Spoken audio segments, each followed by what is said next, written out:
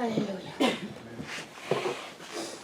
Quelle joie de pouvoir vous annoncer, partager la parole de Dieu. J'aime la parole de Dieu.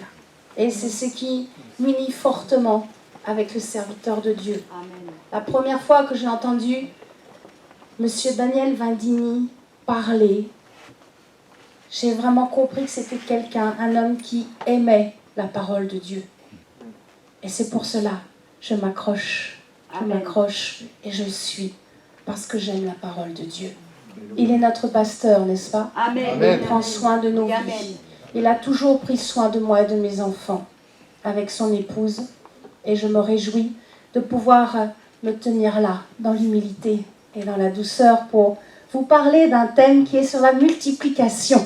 Voilà. Je ne vais pas vous faire un cours de mathématiques, mais nous savons bien que la multiplication est plus importante que l'addition. Si je vous donne 5 fois 5 euros, vous serez plus heureux que si je vous donne 5 plus 5 euros. Amen. Amen. Dieu, quand il est entré dans notre vie, lorsque nous avons accepté Jésus-Christ comme notre sauveur personnel, il pourvoit à tous nos besoins. Il pourvoit à nos besoins et nous pouvons juste rester à ce niveau-là de comprendre l'amour de Dieu pour nous. Dieu pourvoit à mes besoins, je suis bénie et je m'arrête là. C'est comme si vous vous contentiez de seulement de 10 euros. Mais Dieu veut vous donner davantage. Dieu veut vous donner 25 euros. Dieu veut vous donner vraiment la faveur de la multiplication. C'est pour nous, parce que Dieu ne s'arrête pas simplement à pourvoir à nos besoins. Il veut nous donner plus. Il veut nous faire rentrer dans une mentalité de surabondance. Dieu pourvoit à nos besoins et Dieu donne encore en plus. Il multiplie dans nos vies. Amen. Amen, amen. Pour cela, j'aimerais prendre avec vous dans le Nouveau Testament l'exemple de la multiplication des pains que Jésus a faite. Je voudrais juste, pour éviter toute confusion par rapport à la multiplication des pains, vous dire qu'il y a donc 2 passages différents. Et vous pourrez lire cela dans Marc chapitre 8, versets 18 à 21. Vous pouvez le noter et lire tranquillement chez vous. Cela vous expliquera vraiment qu'il y a bien donc 2 multiplications des pains. La première où Jésus va donc nourrir 5000 personnes avec 5 pains et 2 poissons. Et une autre où il va nourrir 4000 personnes avec 7 pains et quelques poissons. Amen. Mais là, je prendrai la première multiplication. Et si vous voulez bien ouvrir la parole de Dieu dans Jean chapitre 6.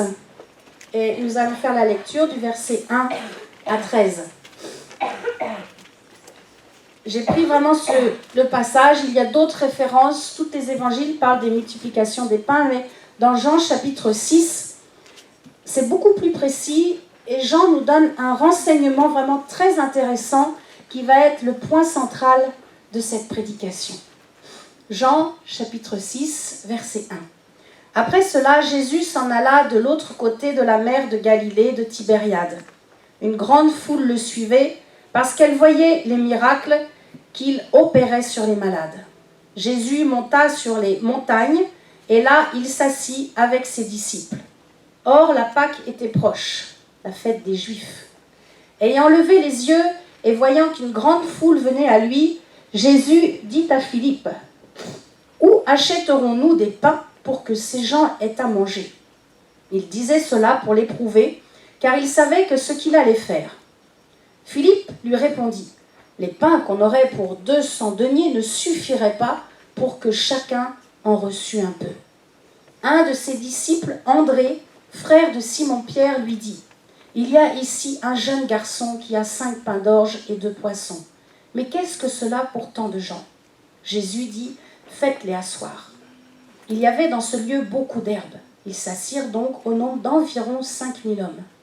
Jésus prit les pains, rendit grâce et les distribua aux disciples, et les disciples à ceux qui étaient assis. Il leur donna de même des poissons, autant qu'ils en voulurent. Lorsqu'ils furent rassasiés, il dit à ses disciples, « Ramassez les morceaux qui restent, afin que rien ne se perde. » Ils les ramassèrent donc, et ils remplirent 12 paniers avec les morceaux qui restèrent des 5 pains d'orge après que tous eurent mangé. Amen. Amen. Jésus guérissait les malades et à chaque fois, une foule suit Jésus. Et Jésus observe. Jésus les regarde. Et Jésus a beaucoup de compassion pour cette foule. Simplement parce qu'il voulait prendre soin d'eux, simplement parce qu'il les aimait. Jésus, à travers cela, observe la foule, mais il va tester les disciples. Là, ici, particulièrement, André et Philippe. Au verset 6, il va leur demander, mais où achèterons-nous des pains pour que ces gens aient à manger? Et voilà que André et Philippe ont une réaction très humaine, très incrédule. Mais avec ce que nous avons, comment allons-nous nourrir tout ce petit monde? Jésus, est-ce que tu te rends compte? Toute cette foule qu'il y a, on n'a rien du tout. Comment est-ce que tu veux qu'on les nourrisse? Quelle réaction incrédule. Le Saint-Esprit, vous savez, nous observe aussi aujourd'hui. Le Saint-Esprit regarde comment nous faisons, comment nous réagissons. Et le Saint-Esprit nous dit ce soir, mais c'est quoi pour toi aujourd'hui, en 2015? C'est quoi 5 pains et 2 poissons? Qu'est-ce que tu as, toi? Qu'est-ce que Dieu t'a donné? Qu'est-ce que Dieu a déposé dans ta vie? Quels sont, en fait, les talents que tu as? Qu'est-ce que Dieu t'a donné que tu possèdes? Je crois que le Saint-Esprit est en train de vous montrer, vraiment, et éclaire votre esprit, à savoir quels sont vraiment les talents que vous avez. Peut-être c'est une jolie voix, peut-être un talent musical, peut-être c'est un don pour organiser, tu as une facilité pour parler, tu as même de l'humour et cela fait du bien autour de toi. Je ne sais ce que Dieu vous a donné. C'est peut-être un cœur très généreux, toujours prêt à pardonner. Quel est le talent que Dieu vous a donné? Que le Saint-Esprit vraiment vous révèle en cet instant ce que vous avez reçu, ce que Dieu a mis dans votre vie. Amen. Le problème, c'est que si vous savez ce que Dieu vous a donné et que vous le gardez pour vous, ou que vous voulez le cacher, vous risquez de le perdre. Vous risquez de le perdre. Il faut, lorsque Dieu nous donne quelque chose dans notre vie, il faut lui redonner, afin qu'il le multiplie. Pourquoi? Parce que la multiplication de notre talent n'est pas pour nous-mêmes, c'est pour les autres. C'est pour les autres. Du peu que Jésus avait, il a d'abord en premier rendu grâce. Nous devons apprendre ou réapprendre à dire merci. Merci Jésus. Merci pour ce que tu m'as donné. Merci parce que je peux respirer. Merci parce que je peux courir. Merci parce que je peux rire. Merci parce que tu m'as donné telle chose, un bon travail. Tu m'as donné une épouse, j'ai une famille. Merci, je suis dans une bonne assemblée. Merci pour tout ce que tu fais pour moi. Merci, je peux te servir. Tu as mis un talent en moi. Tu as mis un talent. Et je te remercie. C'est ce que Jésus a fait. Il a rendu grâce, il a dit merci et il a redonné à Dieu ses 5 pains d'orge et ses 2 poissons. C'est Dieu, n'est-ce pas, qui donne la vie aux poissons, aux animaux. C'est Dieu qui fait pousser le blé. Tout cela lui appartient. Nos vies, si nous les avons données à Jésus-Christ, nos vies sont à lui. Et nous ne devons pas garder notre vie pour nous servir nous-mêmes, mais pour le servir lui seul. Et c'est ainsi qu'il va multiplier. Et c'est ainsi qu'on pourra servir les autres. Amen. Amen. Nous devons arrêter de nous plaindre. Il faut qu'on contrôle nos paroles. Il faut qu'on arrête de dire des paroles négatives. Il faut arrêter de ressasser des choses du passé. Et il faut rentrer dans le pardon. Et il faut rentrer dans des visions, dans les projets que Dieu a préparés pour nous. Et même ça, nous devons le donner à Dieu. Tu as un projet, tu dois faire quelque chose pour le Seigneur, le redonner tout de suite. Seigneur, je te donne cela. Seigneur, je te donne ce que je vais organiser, je te le donne. Et Dieu va multiplier. C'est lui qui le fait. Jésus-Christ a remercié du peu qu'il avait. 5 pains et 2 poissons. Ce n'est pas énorme, n'est-ce pas? Pour nourrir 5000 personnes. 5000 hommes.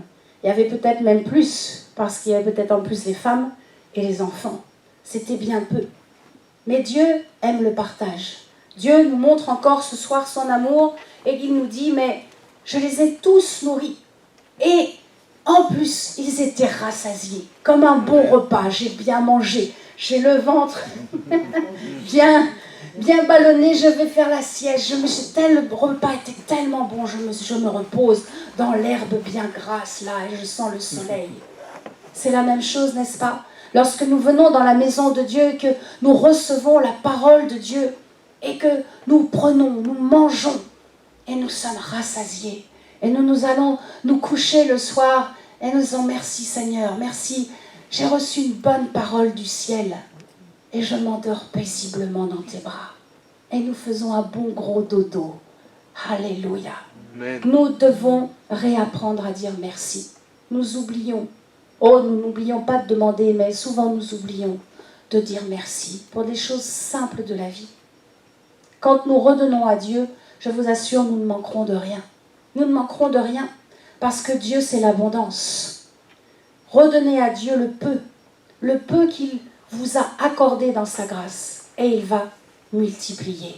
Amen. Amen. Il n'y a pas de petits ruisseaux dans notre cœur. Ce sont des grands torrents. Il ne faut pas penser que vous n'êtes rien. Dites avec moi, je suis une personne unique. Je suis une personne unique. Ok, vous le croyez? Yes. Amen. Alors je vous écoute avec la foi. Amen. Je suis une personne unique. Il n'y en a pas deux.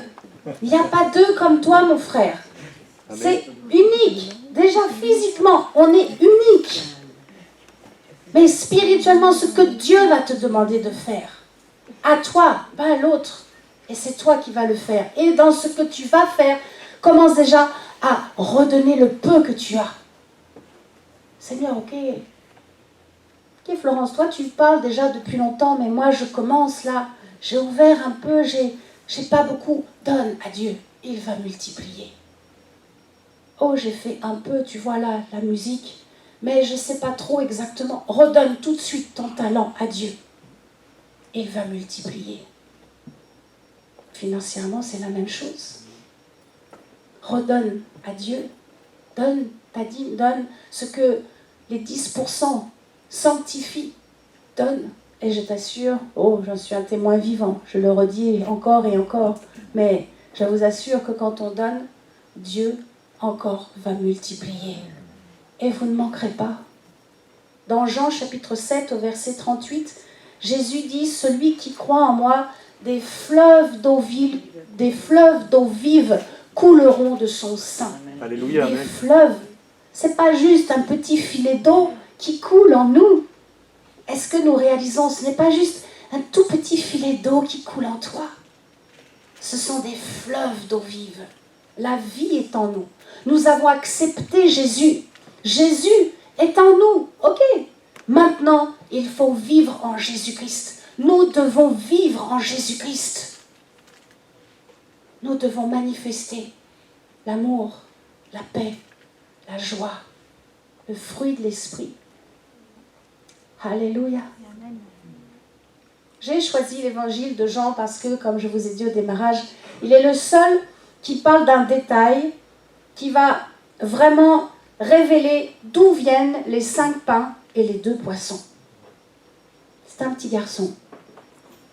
Un petit garçon est venu et a donné ces 5 pains et ces 2 poissons à Jésus. Il aurait pu les garder pour lui. Il aurait pu dire non, je les garde pour moi, pour ma famille, pour nourrir ma famille. Il est venu vers Jésus et il a tout donné. Il n'a pas regardé. Il a tout donné à Jésus. Et Jésus a pu nourrir 5000 personnes avec 5 pains et 2 poissons qui venaient d'un petit garçon. Je voudrais vous encourager, les jeunes. J'encourage les jeunes qui écoutent cette prédication. vous encourager à faire des choses pour le Seigneur, à prier encore plus ensemble, comme une bonne équipe de rugby, là, bien ensemble. C'est pas du haka que vous allez faire, c'est des Alléluia. Amen. Amen. Et il y a tellement de choses à faire. Vraiment, soyez bénis. Soyez bénis dans tout ce que vous allez entreprendre. Donnez déjà vos projets à Dieu. Il va les multiplier. Amen. Amen. Quelle honte. Quelle honte pour les adultes. Quelle honte pour les disciples qui, normalement, les adultes, les plus grands, nous avons plus qu'un enfant. Mais non, c'est un enfant qui est venu donner. Du peu qu'il avait, il a tout donné à Jésus. Il y a des adultes qui ont beaucoup et qui donnent peu. Et il y en a qui ont peu et qui donnent beaucoup. Nous devons avoir ce cœur comme un enfant. C'est ce que Dieu révèle à travers cette multiplication des pains. C'est ce que le Saint-Esprit veut que nous puissions encore davantage avoir. C'est cette spontanéité du cœur d'un enfant. Un enfant ne raisonne pas. Un enfant n'est pas là en train de dire « Ah oui, mais si, mais tu comprends, peut-être cela, mais si on passe comme ça... » Non, un enfant, il vient, il donne tout. Et Dieu aime ça. Et nous devons agir, réagir avec cette spontanéité du cœur d'un enfant. Dans Marc, chapitre 10, verset 14, Jésus dira « Laissez venir à moi les petits-enfants et ne les empêchez pas, car le royaume de Dieu est pour leur pareil. » Amen. Amen. Amen. C'est bien lorsque nous voyons nos jeunes enfants venir chanter, nous allons les voir, nous allons les entendre chanter à Noël, et je bénis ceux et celles qui s'occupent des enfants dans les écoles du dimanche. C'est très important, très important. Ce n'est pas quelque chose de petit que vous faites. Vous donnez la foi déjà. Vous aidez ces enfants à avoir une vie déjà de prière. Vous donnez les bases de la foi chrétienne. Il n'y a pas de petit service. Il n'y a pas que le service qui est là au pupitre. C'est chacun à notre place. Et c'est comme cela que l'Église avance. Alléluia. Amen. Amen. Notre problème à nous les adultes, c'est que quand nous vieillissons, bon, je vais dire un peu plus élégamment, lorsque nous prenons de l'âge, nous nous endurcissons. Nous nous endurcissons parce que nous raisonnons de trop. Et plus nous raisonnons, plus nous devenons calculateurs. Lorsque nous vieillissons, nous raisonnons de trop et nous devenons trop calculateurs. Pourquoi devenons-nous trop calculateurs? À cause de nos souffrances physiques, à cause de nos souffrances émotionnelles, à cause peut-être d'un passé mal vécu. Et cela a créé de l'amertume dans le cœur. Alors, nous avons pris des coups. Et quand nous prenons des coups, nous investissons moins. Oui, oui. Quand nous prenons des coups, on s'investit moins. C'est pour cela qu'il va falloir agir avec un cœur d'un enfant. Il va falloir venir et pardonner, simplement demander pardon. Pardon Seigneur pour telle chose, mais en même temps pardonner à ceux qui nous ont offensés. Pardon à celui qui m'a blessé. Pardon celui qui est venu avec des paroles comme des épines et des ronces et qui m'ont déchiré, qui m'ont fait mal dans mon cœur. Jésus nous a pardonné et nous devons rentrer aussi dans cette dimension du pardon. Afin que l'amertume, cette odeur de mort ne soit pas sur nous. Dieu ne veut pas que nous ayons une odeur de mort. Dieu veut que nous ayons une odeur de vie. Et c'est pour cela qu'il faut pardonner. Comme un enfant pardonne simplement. Amen. Ah, Jésus. Jésus a rendu grâce à Dieu pour le peu que cet enfant, ce petit garçon lui a donné. Et Dieu a multiplié. Vous savez, je fais juste une courte parenthèse. Dieu n'aime pas le gaspillage. Et il n'y a pas eu de gaspillage. Il y a eu en surabondance. Mais ce n'était pas du gaspillage, ces 12 paniers. Dieu n'aime pas le gaspillage et nous, les parents, nous devons apprendre à nos enfants. Lorsque l'enfant est là et qu'il ne veut pas finir l'assiette, il faut lui apprendre à finir l'assiette ou à prendre un peu moins, mais à ne pas gaspiller. Dieu n'aime pas le gaspillage. Et c'est à nous, parents, d'éduquer nos enfants. Amen. Amen. Alors aujourd'hui, est-ce que vous voulez donner votre peu que Dieu vous a donné? Est-ce que de votre talent que vous avez reçu, est-ce que vous voulez le redonner à Dieu pour qu'il puisse le multiplier? Vous avez peut-être une faculté pour bien parler les langues étrangères, une faculté pour prier, vous avez des entrailles de compassion et quand quelqu'un souffre, vous souffrez avec lui, vous pleurez. Je ne sais ce que vous avez reçu, mais de ce que vous avez reçu, du peu, ou peut-être pour vous c'est déjà ça, Dieu veut multiplier, vous donner encore plus. Amen. Encore plus. Alléluia. Alors ne soyez pas inquiets. En abandonnant tout dans les mains de l'Éternel, il va multiplier, il ne détruira pas. C'est Satan qui vient pour détruire. N'ayez aucune inquiétude. Peut-être c'est un enfant. Vous dites non, je n'arrive pas complètement à abandonner mes enfants dans les mains de Dieu. Et pourtant, je sais, c'est ce que je dois faire. Abandonne. Et tu vas voir, Dieu va te donner d'autres enfants. Peut-être spirituels, mais il va t'en donner, il va multiplier. Je ne parle pas aussi de donner de quelque chose que vous ne voulez plus. Non, non, c'est pas de ça non plus. C'est le peu que vous avez, que vous devez donner à Dieu et qu'il le multiplie. Jésus n'a pas regardé à la quantité, c'était 5 pains et 2 poissons, ce n'était pas quelque chose d'énorme. Il n'a pas regardé non plus à la qualité. Cela faisait plusieurs jours qu'il marchait. Je pense que les pains n'avaient plus trop la forme de pain et les poissons devaient commencer un peu à sentir. Il n'a ni regardé à la quantité ni à la qualité. Il a regardé à une seule chose. Et c'est ce qu'il regarde en cet instant. Ce qu'il regarde, si vous écoutez cette prédication, c'est l'attitude de votre cœur. Jésus regarde uniquement à cela. Il regarde à l'attitude de notre cœur. Et c'est cela que l'on doit veiller. Nous devons d'abord veiller sur l'attitude de notre cœur, être rempli d'amour, de compassion, être rempli de spontanéité comme un enfant, être confiant, avoir la foi, ne pas s'inquiéter du lendemain. Dieu va pourvoir, il l'a toujours dit, il le redira demain. Dieu pourvoit à tous nos besoins.